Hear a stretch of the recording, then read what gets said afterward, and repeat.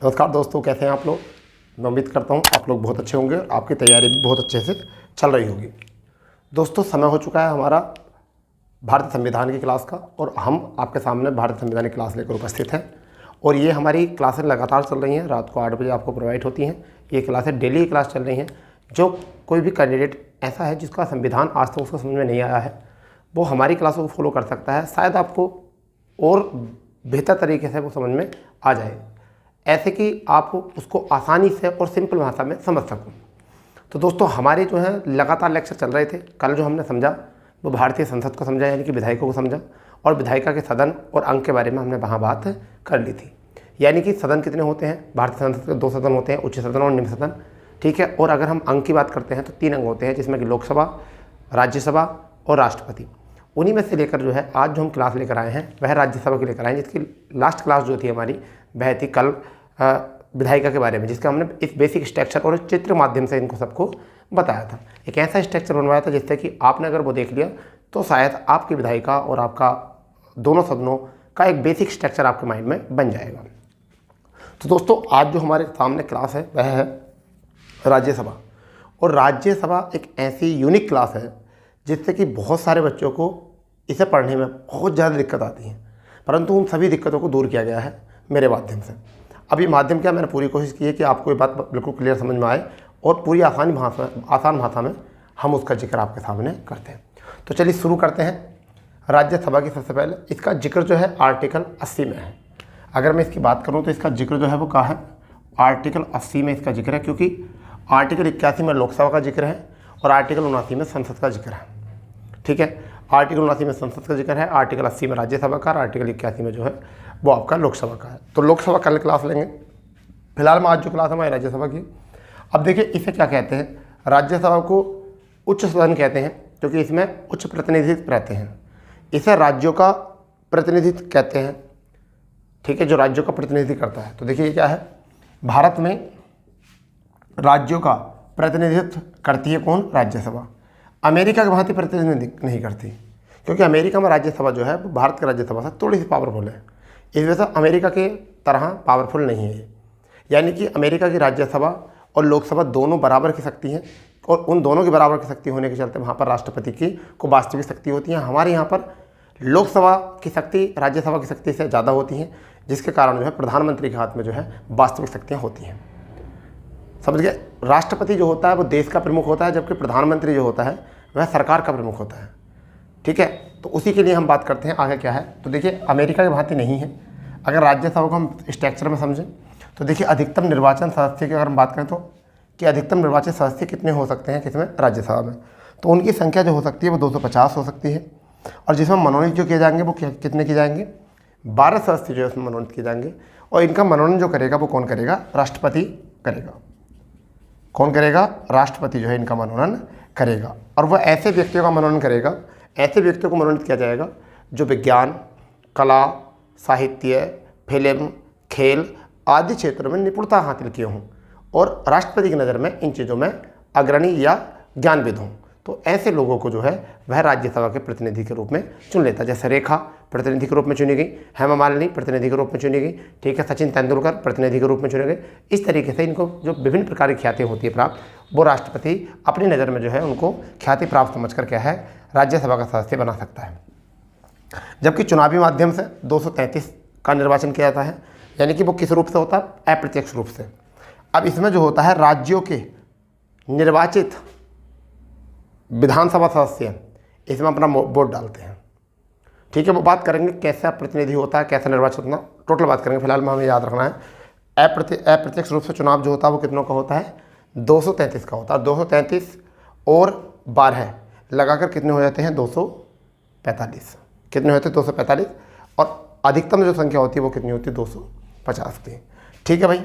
अगर हम बात करें कि वास्तविक निर्वाचन जो है वो कितने का, 245 का, जिसमें 12 सदस्य मनोनीत हैं, जिसमें स्टेट्स हैं जो राज्यों से आते हैं वो कितने होते हैं, 225 आते हैं राज्यों से। ठीक है। और यूटी से जो आते हैं वो 8 आते हैं। पहले यूटी से 4 आया करते थे, परंतु 2019 के बाद में इनकी संख्या कितनी हो चुकी है, 8 हो चुकी है। बहुत से बच्चों को ये भी अभी तक नहीं पता है, ये भी जो है बच्चों को अभी तक नहीं पता है। ठीक है बेटा, इस तरीके से थोड़ा सा समझ रहे हैं हम। ठीक है। आगे अगर हम देखते हैं तो चुनाव प्रत्येक 2 वर्ष बाद होता है, यानी कि चुनाव जो होता है प्रत्येक 2 वर्ष में 1/3 सदस्यों का होता है। कितना का होता है? 1/3 सदस्यों का जो है चुनाव प्रत्येक 2 वर्ष में होता है।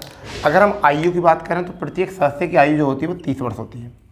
इसमें प्रतिनिधि करने वाले प्रत्येक सदस्य की आयु जो होगी वो कितनी होगी?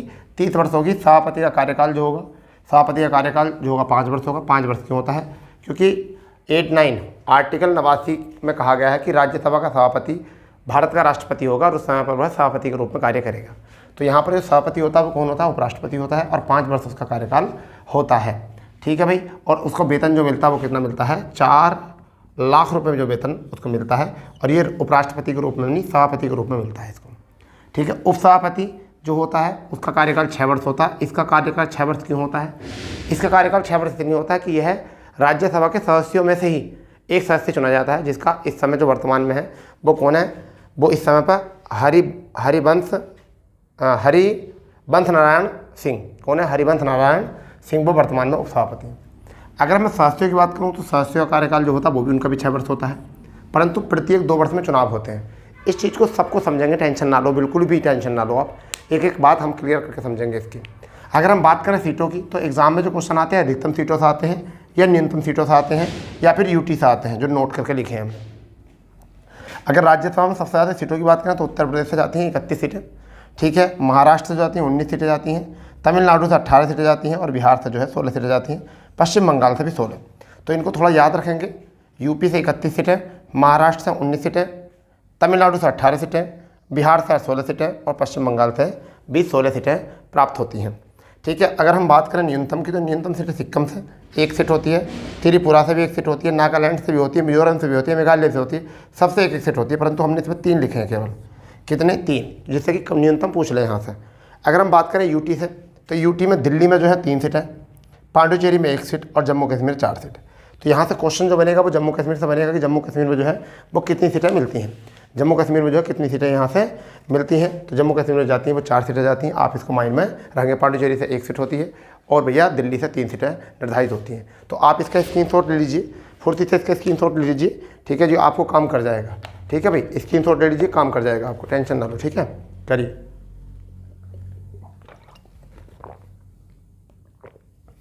आप इसका स्क्रीनशॉट लो और अच्छे से समझो इसको।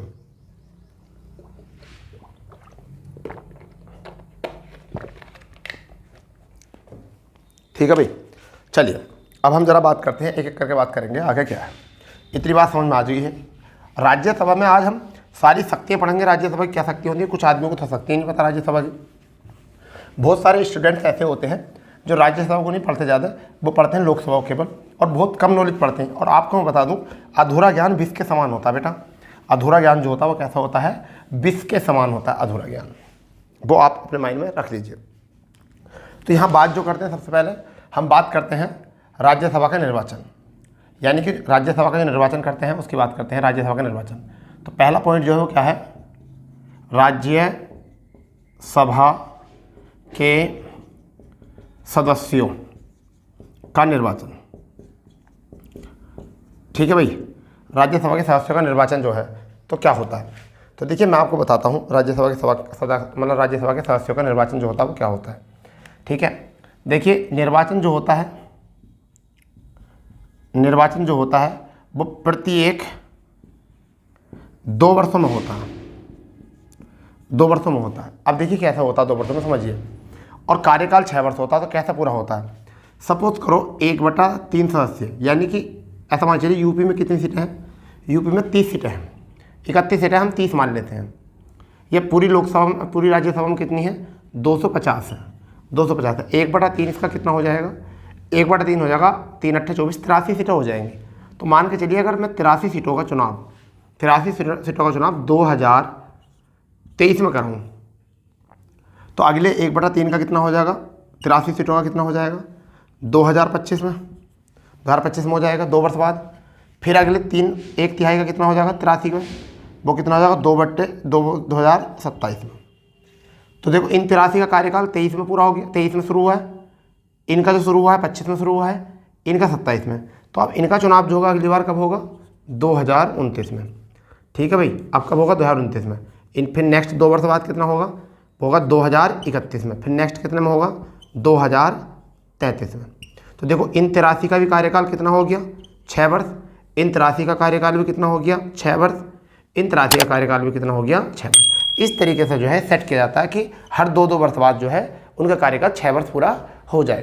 तो निर्वाचन होता है 2 वर्ष में।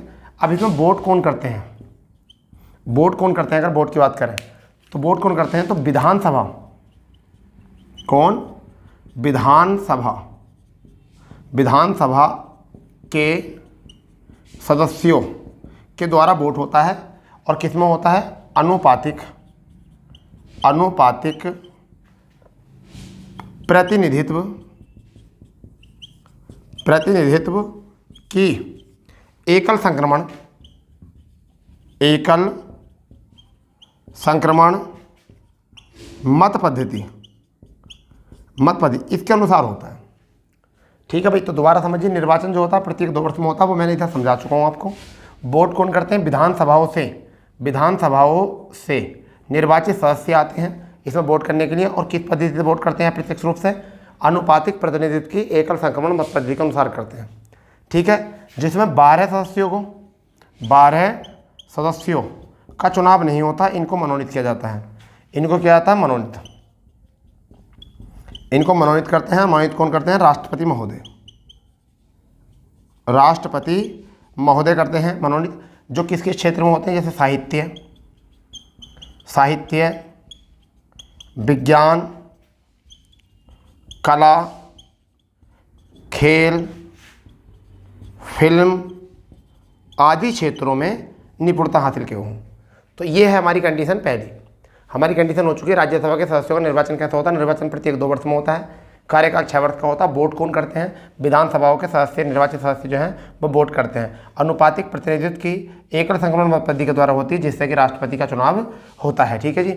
अब यहाँ पर 12 सदस्यों को मनोनीत करता है कौन, राष्ट्रपति मनोनीत करते हैं, राष्ट्रपति महोदय जी मनोनीत करते हैं, जो विज्ञान, साहित्य, कला और खेल, फिल्म आदि के क्षेत्र में जुड़े होते हैं। तो ये बात यहाँ तक क्लियर हो चुकी है, सदस्यों का निर्वाचन कैसे होता है। अब हम बात करते हैं पदअवधि। अगर हम इसकी बात करते हैं पदअवधि, तो किस आर्टिकल में ये भी समझेंगे। एक एक बात करके हम यहाँ पर समझ रहे हैं कि पदअवधि क्या होती है, एक एक बात करके समझेंगे, फिर बाद में बात करेंगे। तो ठीक है जी। तो पदअवधि क्या होती है, देखिए समझिए। सदस्यों की, सदस्यों की पदअवधि, सदस्यों की पदअवधि क्या होती है। तो देखिए आर्टिकल 83, आर्टिकल 83 का ए में कहा गया है कि प्रत्येक सदस्य का कार्यकाल, प्रत्येक सदस्य का कार्यकाल, कार्यकाल 6 वर्ष होगा, 6 वर्ष होगा। ठीक है भाई। और प्रत्येक 1/3 सदस्य, 1/3 सदस्य प्रति 2 वर्ष में, प्रति 2 वर्षों में सेवा मुक्त होंगे, सेवा मुक्त होंगे, क्योंकि उनका कार्यकाल 6 वर्ष पूरा हो जाएगा। ठीक है भाई, उनका कार्यकाल पूरा हो जाएगा। अगर यहाँ पे बात करें योग्यता की, अगर हम योग्यता की यहाँ बात करें तो आर्टिकल 84 में, आर्टिकल 84 में योग्यता दी है। ठीक है जी। योग्यता क्या होती है, भारत का नागरिक हो, ये तो पता ही है आपको, भारत का नागरिक हो, नागरिक हो। दूसरी बात अगर हम बात करें तो क्या है, दिवालिया ना हो, दिवालिया ना हो, पागल ना हो। ठीक है ना, दिवालिया ना हो, पागल ना हो। ठीक है, ये दिवालिया भी ना हो और पागल भी ना हो। और मानसिक रूप से, मानसिक रूप से स्वस्थ हो, क्या हो, मानसिक रूप से स्वस्थ हो। फिर इसमें एक जो स्पेसिफिक है वो बात है 2003 की। 2003 में क्या काम करा है इन्होंने, 2003 में कोई भी व्यक्ति किसी भी क्षेत्र से प्रतिनिधित्व कर सकता है, प्रतिनिधित्व कर सकता है। ये बात और समझ लेना, प्रतिनिधित्व कर सकता है। ठीक है भाई। एक और बात लिखेंगे, संसद के सदस्यों के, यानी कि संसद जो है, अगर हम बात करें संसद सदस्यों के लिए, सदस्यों के लिए अतिरिक्त अतिरिक्त योग्यता निर्धारित कर सकती है, योग्यता निर्धारित कर सकती है, इसे समझो। तो दो चीज़ें आपने समझनी है राज्यसभा के बारे में। शायद आपको और चीज़ समझ में नहीं आती होगी यहाँ से, और किसी से ऐसा समझ में आता नहीं होगा, किताब भी पढ़ते होगे आप, लगता होगा अरे क्या बवाल है ये। ठीक है, तो देखिए क्या है, सदस्यों की पदावधि जो है आर्टिकल 83 के 1 में प्रत्येक सदस्य का कार्यकाल 6 वर्ष होगा। 1/3 सदस्य जो है प्रति 2 वर्ष में जो है सेवा मुक्त हो जाएंगे। ठीक है बेटा। अब यहाँ योग्यता की बात करें तो योग्यता आर्टिकल 84 में वह भारत का नागरिक होगा। ठीक है, दिवालिया न हो, पागल न हो और मानसिक रूप से स्वस्थ हो। ठीक है भाई। और 2003 में एक नियम बनाया गया था, कोई व्यक्ति किसी भी क्षेत्र से जो प्रतिनिधित्व कर सकता है। संसद जो है सदस्यों के लिए अतिरिक्त योग्यता निर्धारित कर सकती है, अतिरिक्त योग्यता जो है निर्धारित कर सकती है। तो दोस्तों 1 सेकंड का टाइम दो जरा। ठीक है, 1 सेकंड का टाइम दो, इतना आप इसको नोट करो। ठीक है भाई, थोड़ा मैं देख लेता हूँ कि आपकी क्लास ठीक ठाक चल रही है नहीं चल रही है, क्योंकि आपकी क्लास चेक करनी पड़ती है। क्योंकि कई बार ऐसा होता है हमारी टीम में केवल हम ही हैं, हमारी टीम में जो है केवल हम ही हैं, ये याद रखना। कौन है हमारी टीम में? केवल हम ही। समझ गए नहीं? हमारी टीम में कौन है? केवल हम ही। ठीक है भाई, हमारी टीम में जो है केवल हम ही हैं, इतनी बात याद रखो, केवल हम। ठीक है, हमारी टीम में है कौन? केवल हम। ठीक है भाई, चलिए नोट कर लो या स्क्रीनशॉट ले लो, चॉइस इज योर। ठीक है भाई दोस्तों,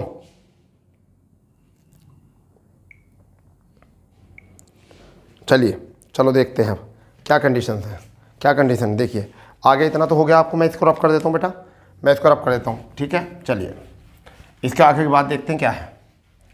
ठीक है, योग्यता हो चुकी है हमारी।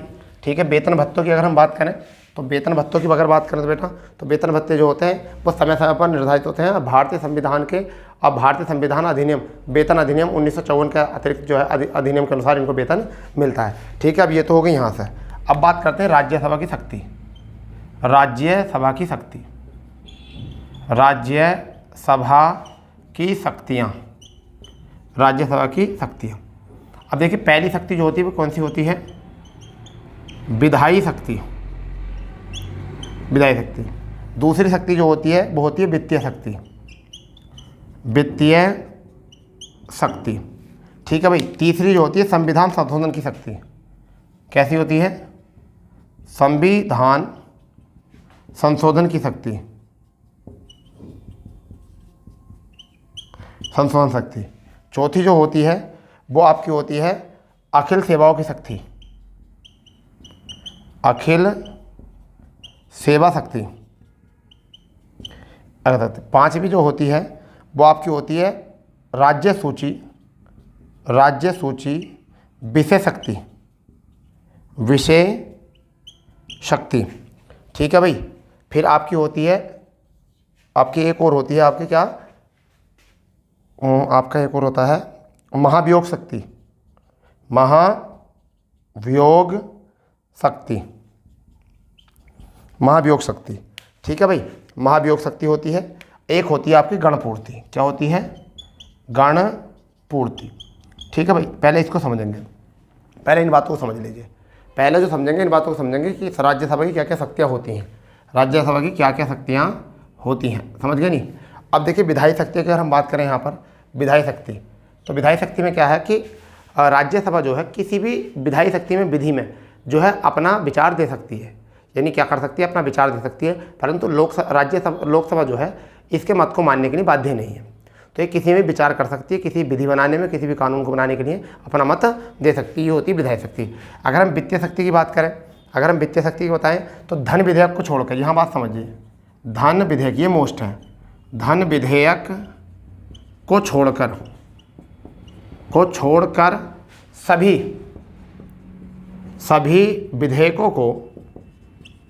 सभी विधेयकों को पुनर्विचार के लिए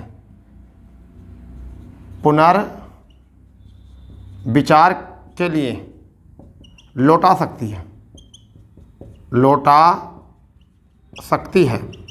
अब जरूरी नहीं है कि वो उस बात को कुछ संशोधन करें, मगर एक बात है कि जब दोबारा से वो धन विधेयक आएंगे तो इनको अपनी सहमति देनी पड़ेगी, ठीक है। तीसरी बात अगर हम बात करें संविधान संशोधन शक्ति, तो संविधान संशोधन शक्ति की अगर हम बात करें तो ये 2/3 बहुमत में अपना मत देती है, अपना मत देती है। ठीक है भाई। अगर हम बात करें अखिल सेवाओं की शक्ति, तो आर्टिकल 312 के अंतर्गत, ठीक है, अखिल सेवाओं की स्थापना कर सकती है। क्या कर सकती है? अखिल सेवाओं की स्थापना कर सकती है, स्थापना कर सकती है। ठीक है भाई। अगर विशेष सूची शक्ति की बात करें तो आर्टिकल 249 के चलते राज्य सूची में विषय संबंधी कानून बना सकती है। ठीक है भाई। अगर महाभियोग की शक्ति की बात करें तो महाभियोग ला सकती, किस पर ला सकती है? महाभियोग किस पर ला सकती है? यानी कि राष्ट्रपति पर ला सकती है, राष्ट्रपति, फिर कैग, CAG, फिर सुप्रीम कोर्ट और हाई कोर्ट के, इन सभी के, यानी सुप्रीम कोर्ट, हाई कोर्ट के न्यायाधीश, मुख्य न्यायाधीश, कैग, CAG और राष्ट्रपति, इनको हटाने के लिए महाभियोग अपने तरफ से पारित कर सकती है। 1/4 लोगों के 14 दिन की सूचना से 1/4 लोगों के द्वारा जो है महाभियोग किसी भी सदन से शुरू किया सकता है, परंतु उसको 2/3 से ही पारित किया जाता है। 2/3 से वो दोनों सदनों की होनी चाहिए। परंतु इन 14 दिन में इन जिनको पर महाभियोग लगता है, संविधान को उल्लंघन करने पर या संविधान के दायरे से बाहर काम करने पर, ठीक है, या कृत कार्य करने पर जो है महाभियोग लगाया जा रहा है, तो सबके लिए जो उन्हें 14 दिन में अपनी सिफारिश देनी होती है। इसके बीच में अगर सिफारिश आ गई तो महाभियोग हट जाएगा, परंतु वरना तो महाभियोग पारित करके उसको पद से हटा दिया जाएगा। ठीक है भाई। अगर हम बात करते हैं गणपूर्ति की, तो सामान्य बैठक के लिए 1/10 कुल का 10% या न्यूनतम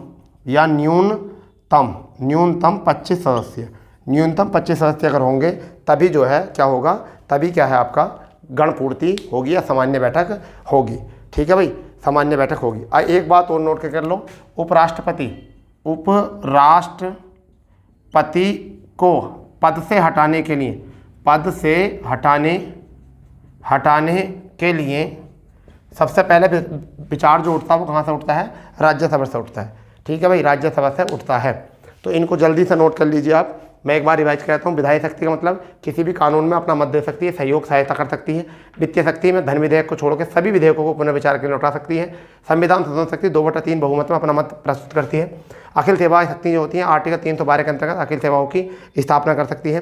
ठीक है। राज्य सूची विषय संबंधी क्या है? आर्टिकल 249 में राज्य सूची में विषय संबंधी कानून बना सकती है। महाभियोग शक्ति क्या है? राष्ट्रपति, CAG, supreme court, high court के मुख्य न्यायाधीशों को महाभियोग के मत से महाभियोग पारित कर सकती है 1/4 सदस्यों के साथ। गणपूर्ति सामान्य बैठक के लिए 1/10 कुल सदस्यों का 10% या न्यूनतम संख्या 25 के माध्यम से जो है कर सकते हैं। तो इतनी बात आपको यहाँ से समझ में आ गई। इसका स्क्रीनशॉट लो, जल्दी लो इसका स्क्रीनशॉट फुर्ती से ले लो भाई, इसका स्क्रीनशॉट फुर्ती से लो आप लोग। ठीक है। अगर स्क्रीनशॉट नहीं ले रहे हो तो कोई बात नहीं है। ठीक है। चलिए मैं आपको थोड़ा सा और बता दूँ। अभी लिखते हैं हम इनके पदाधिकारी। हम किसकी बात करते हैं? हम पदाधिकारी। हो गए ना, ये तो शक्तियाँ तो हो गई। अब बात करते हैं पदाधिकारी कि राज्यसभा के पदाधिकारी कौन कौन हैं। राज्यसभा के पदाधिकारी कौन कौन होते हैं? तो राज्यसभा के पदाधिकारी के ऊपर बात करेंगे। 3 पदाधिकारी होते हैं, इनके ऊपर ज़्यादा और हम विचार करेंगे नहीं। पहला पदाधिकारी जो होता है, पहला पदाधिकारी की जो हम बात करते हैं वो होता है सभापति, ये होता है पदाधिकारी। दूसरे की अगर हम बात करेंगे तो होता है उपसभापति होता है। तीसरा जो होता है वो कौन सा होता है? महासचिव। ठीक है, महासचिव। ठीक है भाई। तो सभापति जो होता है वो कौन होता है? उपराष्ट्रपति होता है। ठीक है। अगर हम इसकी बात करें कार्यकाल की, तो कार्यकाल जो होता है वो कितना होता है? 5 वर्ष का होता है। ठीक है भाई, 5 वर्ष का होता है। ठीक है। अरे बात समझ में, उपसभापति होती है किस आर्टिकल के अंतर्गत होता है? आर्टिकल 8-9 के अनुसार जो है उपराष्ट्रपति क्या होगा? सभापति होगा। ये अपनी बात अपने माइंड में रख लीजिए भाई। ठीक है जी। आरी बात समझे? इतनी बात बताइए, जल्दी बताओ, जल्दी बताओ। इसको क्लियर हो गया है? ठीक है भाई। सभापति की पता चल चुका है। ठीक है, इतना। फिर अगर हम बात करें उपसभापति की, तो आर्टिकल 8-9 के 2 में उपसभापति के बारे में दिया गया है। उपसभापति और कौन होगा? सदस्यों में से ही चुना जाता है। और जब सभापति अनुपस्थित होता है, क्या होता है? अनुपस्थित होता है, तब यह संचालन करता है उपसभापति। ठीक है, इसके कार्यकाल की अगर हम बात करें, अगर हम इसके कार्यकाल की बात करें, कार्यकाल की अगर हम बात करें तो कार्यकाल 6 वर्ष का होता है। कार्यकाल जो होता है 6 वर्ष का होता है इसका। ठीक है भाई, कार्यकाल 6 वर्ष का होता है। यहाँ पर हम बात करें पहले सभापति कौन थे, पहले सभापति की हम बात करें तो सर्वपल्ली राधाकृष्णन, सर्वपल्ली राधाकृष्णन पहले थे। और अगर पहले फर्स्ट, और वर्तमान में अगर हम बात करें तो वर्तमान में अगर हम बात करें तो कौन है जगदीश सिंह धनखड़। कौन है?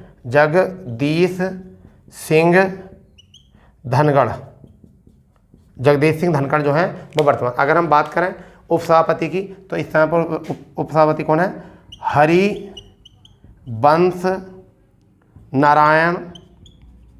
नारायण सिंह। ये कौन है? इस टाइम के उपसभापति हैं। अगर बात करें महासचिव की तो यह क्या होता है? ये प्रशासनिक, यह क्या होता है? एक प्रशासनिक अधिकारी होता है। ठीक है, इसकी नियुक्ति सरकार द्वारा होती है, सरकार द्वारा क्या होती है? नियुक्ति होती है। थोड़ा सा याद रख लेना। ठीक है, सभी सदस्यों के और कार्यों के, ठीक है, सभी सदस्यों के और कार्यों के जो है ये काम करता है, मतलब सहयोग करता है, सभी सदस्यों को सहयोग करता है कार्यों। अब वर्तमान में जो है वो कौन है? वर्तमान में कौन है? तो दीपक वर्मा। कौन है भैया? दीपक वर्मा। कौन है? दीपक वर्मा। ये बनाए गए हैं सभापति। अब यहाँ पर एक बात और नोट कर लीजिए आप, यहाँ पर एक बात और नोट कर लीजिए। इतनी बात तो हो गई आपकी, यानी कि सभापति उपराष्ट्रपति होता है, कार्यकाल 5 वर्ष होता है। नवासी के अंतर्गत उपराष्ट्रपति सभापति होगा। वर्तमान में जो जगदीश सिंह धनखड़ है, सर्वपल्ली राधाकृष्णन जो है पहले थे। उपसभापति आर्टिकल 89 के 2 में आता है, सदस्यों में से एक चुना जाता है और राष्ट्र सभापति अनुपस्थित होने पर सारे कार्यों का निर्वहन करता है। कार्यकाल 6 वर्ष का होता है। हरिवंश नारायण सिंह जो है इस टाइम इसके उपसभापति हैं। महासचिव की बात करें तो प्रशासनिक अधिकारी होता है, सरकार द्वारा नियुक्त होता है। वर्तमान में दीपक वर्मा है। अब नोट करके देखें तो पहला राज्यसभा का सत्र जो चला था 13 अप्रैल 1952 चला था। पहला सत्र अगर पहले सत्र की बात करें तो 13 अप्रैल 1952 को जो है ये चला था पहला सत्र। ठीक है भाई, इसको याद रखना। इस तरीके से जो है हमने राज्यसभा को जो कवर किया है। तो आज के लिए जो है हमारी क्लास थी राज्यसभा को लेकर। कल जो हम आएंगे इसी समय पर जो आएंगे, कल आएंगे हम लोकसभा की क्लास लेकर।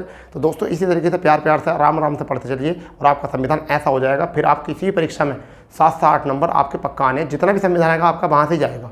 यह बात गारंटी से है बिल्कुल। ठीक है भैया, तो जो भी पहली बार चैनल पर है वो चैनल को सब्सक्राइब कर दें और ज़्यादा से ज़्यादा दोस्तों में शेयर करें। जय हिंद, जय भारत, वंदे मातरम।